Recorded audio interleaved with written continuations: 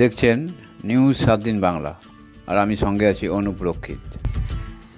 DYFI নেত্রী মীনাক্ষী মুখার্জি এবার সন্দেশখালিতে পৌঁছলেন। উনি 4 দিনের ডেডলাইন দিয়েছেন। ওখানে পুলিশ কেন ওনাকে আটকেছিল তার জন্য জবাবদিহি চেয়েছেন।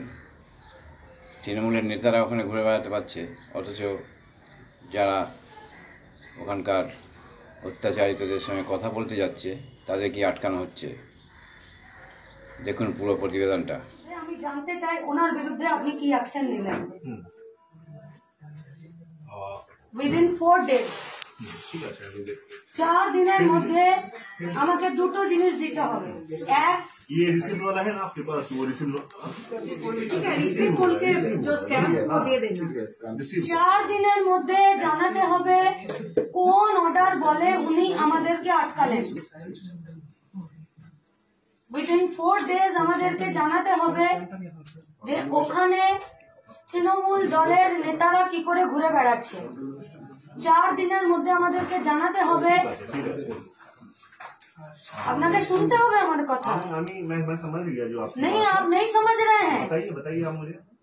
आप नाव से एक मिनट मेरी बात सुनिए। आप ऑफिस में अभी डेपुटेशन देने आए हैं? नहीं, डेपुटेशन नहीं देना है। हम कंप्लेन अगेंस्ट वो ऑफिसर, उसके खिलाफ हम नाम लिख कर रखे हैं, उसके खिलाफ आप अगर चाहेंगे तो उसका फोटो भी हम आपको दे सकते हैं। हम लोग इंक्वायरी कर लेंगे अपने एंड से, ठीक है।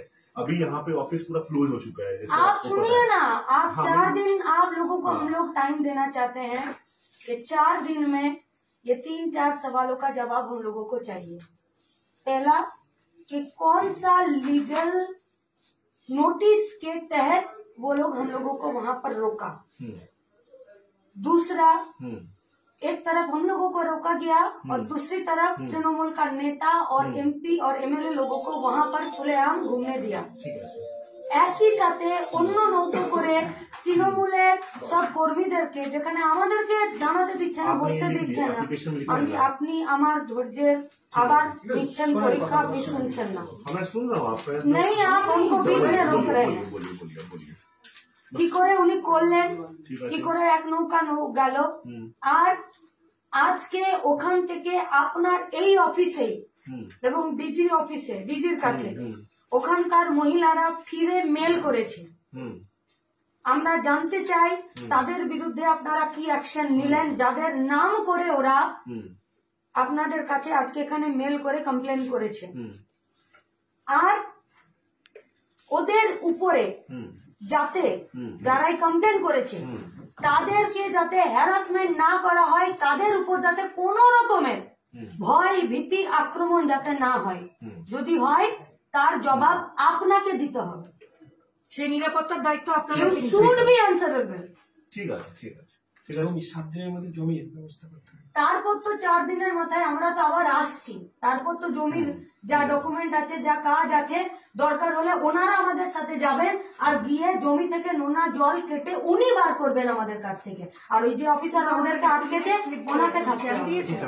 গরিব মানুষের জমি রিসিভ করে দেন, स्टैम्प लगवा दीजिए। গরিব মানুষের জমি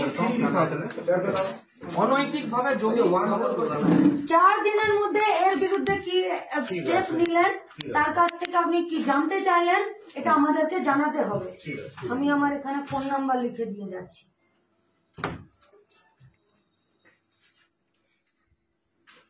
তাহলে 4 দিন পরে এই ব্যারিকেড আপনি রাখতে পারবেন।